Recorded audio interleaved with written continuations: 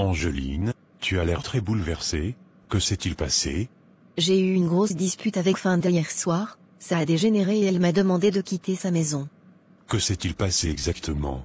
Elle m'attendait à la maison après notre soirée en boîte, elle était très inquiète parce qu'elle avait essayé de me joindre toute la nuit et que je ne répondais pas. Quand je suis rentrée, je lui ai expliqué que j'avais passé la nuit chez toi, elle a commencé à me poser beaucoup de questions, à insinuer des choses, et ça m'a vraiment agacée. Des questions? Quelle sorte de questions? Des questions sur ce qui s'était passé entre nous, si nous avions couché ensemble. Elle était jalouse et furieuse, ça a dégénéré très vite, elle m'a accusé de profiter d'elle et de la trahir, après tout ce qu'elle avait fait pour moi. Elle a commencé à dire que je me croyais supérieure à elle maintenant que j'avais un travail, elle m'a reproché de l'avoir trahi en passant du temps avec toi, sachant qu'elle avait des sentiments pour toi, la situation a empiré, et finalement, elle m'a demandé de partir. C'est terrible, je suis désolé que tu aies dû traverser ça. Où es-tu allé après avoir quitté sa maison? J'ai trouvé un petit hôtel où passer la nuit, mais ce n'est pas une solution à long terme, je cherche un nouvel endroit où vivre maintenant. Angeline, je suis vraiment désolé pour tout ce qui t'arrive, c'est à cause de moi que tout ceci t'arrive. Non, tu n'y es pour rien, Fanda est juste jalouse et envieuse. Qu'est-ce que je peux faire pour t'aider? Je pourrais par exemple t'aider à trouver un logement. Merci, mais je vais essayer de trouver quelque chose par moi-même, mais je t'apprécie vraiment pour ta proposition. Je suis sérieux, tu ne devrais pas avoir à te débrouiller seul dans cette situation. Je peux t'aider à chercher un logement ou même t'héberger temporairement si tu en as besoin. C'est très gentil de ta part, mais je ne veux pas abuser de ta générosité, j'espère trouver quelque chose rapidement. Angeline, tu es mon amie, et après tout ce que tu as traversé, tu mérites tout le soutien possible, permets-moi de t'aider, au moins jusqu'à ce que tu trouves un endroit stable. Merci, ça me touche vraiment. Peut-être que je pourrais accepter ton aide, mais seulement pour quelques jours, je ne veux pas te déranger plus longtemps que nécessaire. Ce n'est pas un dérangement du tout, tu es la bienvenue chez moi aussi longtemps que tu en as besoin, nous trouverons une solution ensemble. Merci beaucoup, tu n'imagines pas à quel point ça me soulage, je me sentais tellement perdue et seule. Tu n'es pas seule, nous traverserons ça ensemble, dis-moi, as-tu des pistes pour un logement? Pas encore, j'ai regardé quelques annonces, mais rien de concret, je vais continuer à chercher aujourd'hui. D'accord, ne t'inquiète pas pour l'argent, essaie juste de trouver le logement. Merci, tu es vraiment un ami précieux, je ne sais pas ce que je ferais sans toi. Il y a quelque chose que je dois te demander, je me sens vraiment mal à l'aise d'en parler, mais c'est important. Qu'est-ce qui te tracasse? Après notre soirée en boîte de nuit, j'étais sous l'effet de la boisson, et je ne me rappelle plus de grand-chose, j'ai des trous de mémoire, je voulais savoir si quelque chose s'est passé entre nous cette nuit-là.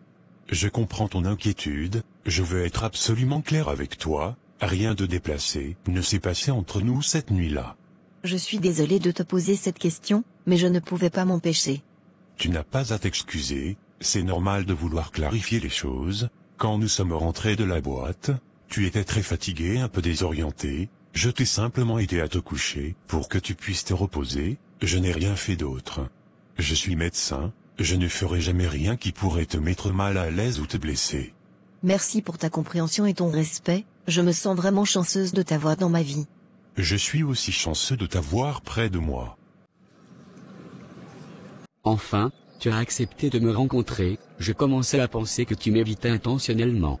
Qu'est-ce que tu veux? Nous n'avons plus rien à nous dire. Je pense que si, je viens d'apprendre quelque chose de très intéressant, alors, c'est comme ça que tu es, une fille facile, une mauvaise femme, tu me trompais déjà avec ce médecin français pendant que nous étions encore mariés? Qu'est-ce que tu racontes? Je ne t'ai jamais trompé, pourquoi reviens-tu me harceler avec ces accusations? Ne joue pas l'innocente, Aboubacar m'a dit qu'il t'a vu en boîte de nuit avec lui, vous aviez l'air très intime, comme un vrai couple. Tu n'as même pas attendu que notre divorce soit finalisé pour te jeter dans ses bras.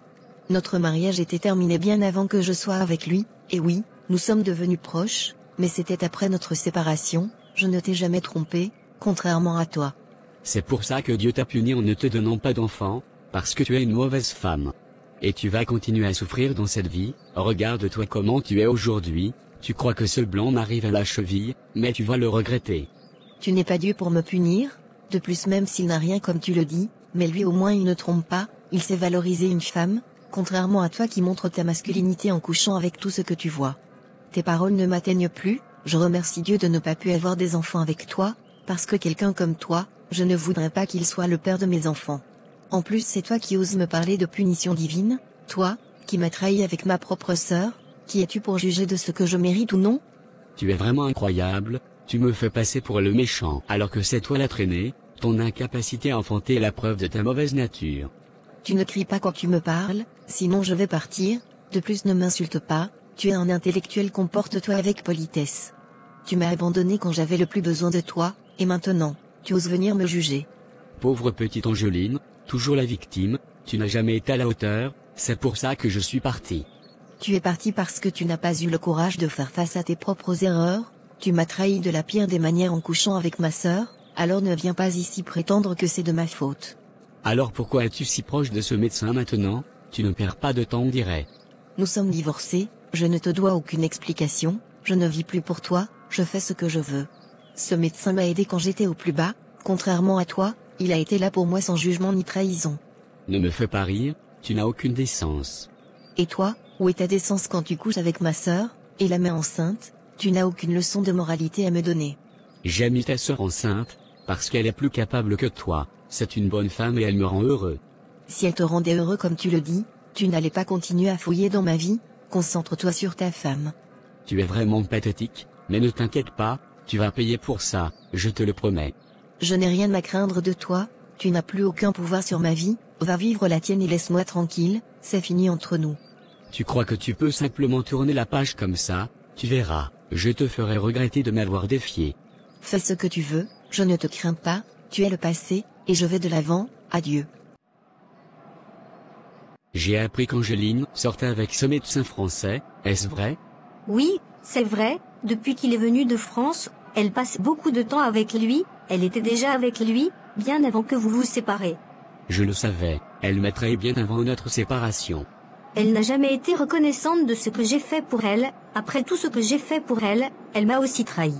Je l'ai hébergée quand elle n'avait nulle part où aller, après que tu l'as mise dehors, et qu'a-t-elle fait? Elle a passé tout son temps avec ce blanc, sans aucune reconnaissance pour mon aide. Tu veux dire qu'elle passait des nuits chez lui? Plusieurs fois, et quand je lui demande, elle me dit que c'est sa vie, que je n'ai rien à lui enseigner. Je lui ai dit qu'elle vient de divorcer, qu'elle prenne son temps à se reconstruire, mais c'était très mal la connaître, apparemment ils étaient déjà ensemble. J'ai besoin de savoir qui est cet homme, qu'est-ce que tu sais de lui? Il s'appelle Jérôme Dubois, c'est un médecin français, il est en vacances ici. Peux-tu me dire où il habite, où il travaille? Je veux des détails précis. Il loge actuellement dans un hôtel du centre-ville, le Grand Hôtel de Conakry. Il est ici principalement pour des vacances, il est facile à trouver car je connais le numéro de sa chambre d'hôtel, et son numéro de téléphone. Parfait, tu as une idée de ses horaires, de ses habitudes? Il passe souvent du temps avec Angeline, ils vont dans des restaurants chics et ils lui achètent des cadeaux. Bien sûr, elle n'a pas perdu de temps pour trouver quelqu'un pour subvenir à ses besoins. Exactement, elle n'a jamais su se débrouiller seule, toujours à la recherche de quelqu'un pour la sauver. Pourquoi es-tu en désaccord avec Angeline? Qu'est-ce qui s'est passé entre vous? Je l'ai hébergée après son divorce, je lui ai ouvert ma maison, mon cœur. Et elle a profité de ma générosité, puis m'a trahi. Elle a toujours eu ce côté égoïste, cette incapacité à reconnaître ce que les autres font pour elle. Ça ne m'étonne pas, elle m'a aussi trahi, mais dis-moi, pourquoi penses-tu qu'elle sort avec ce médecin? Tu n'as qu'à les voir ensemble pour comprendre, ils se regardent comme des amoureux, toujours collés l'un à l'autre, et elle parle de lui avec une admiration que je n'ai jamais vue, c'est évident qu'ils sont ensemble. Merci beaucoup, je compte envoyer des personnes pour s'assurer que ce médecin comprenne qu'il n'est pas le bienvenu ici. Tu penses qu'il est du genre à se défendre? Non, il a l'air plutôt pacifique, comme un intellectuel plus qu'un homme d'action. Je doute qu'il oppose beaucoup de résistance, mais fais attention, ne te mets pas dans une situation qui pourrait te nuire. Ne t'inquiète pas pour moi, je sais ce que je fais. Angeline doit apprendre qu'elle ne peut pas me remplacer si facilement, et ce médecin doit comprendre qu'il a franchi une ligne. Fais ce que tu dois faire, je n'ai plus rien à voir avec elle, elle m'a déçu une fois de trop. Que cela reste entre nous, je t'enverrai 2 millions sur ton numéro après. Ne t'inquiète pas, merci beaucoup, Angeline doit le regretter. Karim, j'ai besoin de tes services pour une mission délicate. Cette fois, il faut que tu agisses avec une discrétion absolue. Tu sais que je suis toujours partant pour ce genre de travail. Qu'est-ce que tu as pour moi cette fois? Il y a un homme, un médecin français du nom de Jérôme Dubois, il est ici pour les vacances, et il se rapproche dangereusement de quelqu'un que je connais. Un médecin français, ça semble compliqué. Quel genre de travail veux-tu que je fasse? Je veux que tu lui fasses du mal, mais il faut que ça ressemble à un accident, ou à une agression aléatoire. Il ne doit pas y avoir de lien avec moi. Puisqu'il est français, l'ambassade de la France pourrait se saisir de cette affaire, et ce n'est pas bon, donc agis en professionnel. Compris, tu sais que la discrétion est ma spécialité. Tu te souviens de ce que j'ai fait avec ta secrétaire? Personne n'a jamais su ce qui s'était réellement passé. Exactement, c'est pour ça que je te fais confiance pour cette mission. Voici toutes les informations que j'ai sur lui. Il réside à l'hôtel de Conakry, chambre 301. Il passe beaucoup de temps avec cette femme. Tu te souviens d'elle, n'est-ce pas? Oui, je me souviens d'elle. Donc, il faut faire en sorte que ce soit discret, comme un accident. Quel genre d'accident? Peut-être une agression dans une rue sombre, un cambriolage qui tourne mal, ou une altercation qui dégénère. Ce qui compte, c'est que personne ne fasse le lien avec moi. Il n'y a pas de problème, et tu me paies combien cette fois-ci? 10 millions de francs, la moitié maintenant, et l'autre moitié une fois le travail terminé. Tu es généreux, comme toujours. D'accord, je vais m'occuper de ça. Donne-moi quelques jours pour planifier et exécuter. Souviens-toi, aucune trace. Si jamais quelqu'un remonte jusqu'à moi, c'est fini pour nous deux. Ne t'inquiète pas, personne ne saura jamais. Je suis un professionnel. Karim, il y a un détail supplémentaire que j'ai besoin que tu prennes en compte pour cette mission. Je veux que cela ressemble à un acte commis par Angeline. Je veux que la police pense qu'elle est responsable de ce qui arrivera à Dubois. Faire accuser Angeline, c'est risqué, mais intéressant. Comment veux-tu que je m'y prenne? Écoute-moi bien, Angeline a un lien fort avec Dubois, ce qui est de notoriété publique. Si quelque chose lui arrivait et que des indices pointaient vers elle, la police pourrait facilement la considérer comme suspecte. Comme je suis avocat, je sais comment masquer une scène de crime. Voici ce que tu dois faire. Premièrement, il faut trouver un moyen de te procurer des objets personnels d'Angeline. Puisqu'ils vivent ensemble, tu pourras trouver sur place quelque chose qui pourrait la relier à la scène du crime, peut-être une de ses écharpes, une paire de gants, ou même des cheveux. Je peux arranger ça, continue. Ensuite, une fois que tu as ces objets, assure-toi qu'ils soient présents sur la scène du crime. Par exemple, fais en sorte qu'une de ces écharpes soit trouvée près du corps de Dubois. D'accord, et ensuite? Ensuite, tu devras créer des fausses preuves numériques. Utilise le téléphone de Dubois pour envoyer un message à Angeline peu avant l'incident, quelque chose de compromettant qui pourrait être interprété comme une dispute. Un message de menace ou de conflit? Exactement, quelque chose qui ferait croire qu'Angeline était en colère contre lui.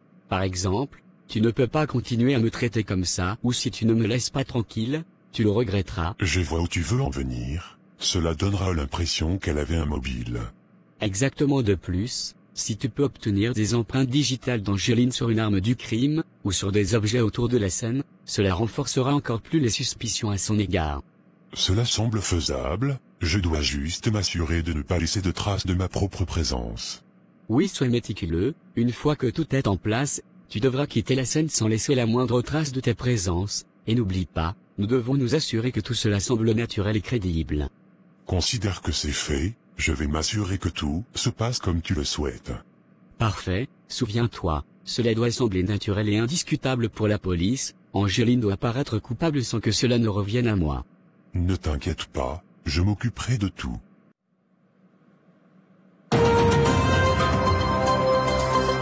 Bonsoir chers téléspectateurs, téléspectatrices.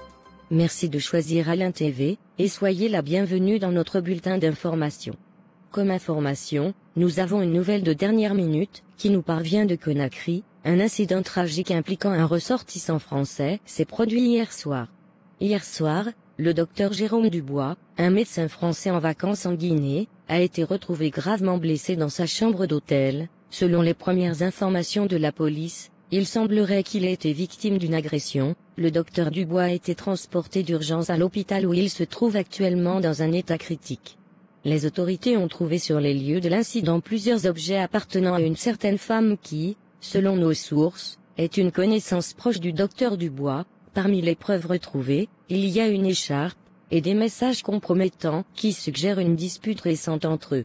La police a ouvert une enquête, et envisage toutes les pistes possibles. La dame dont nous ne connaissons pas pour le moment son identité, a été arrêtée tôt ce matin, et est actuellement en garde à vue pour être interrogée. Nous vous tiendrons informés des développements de cette affaire.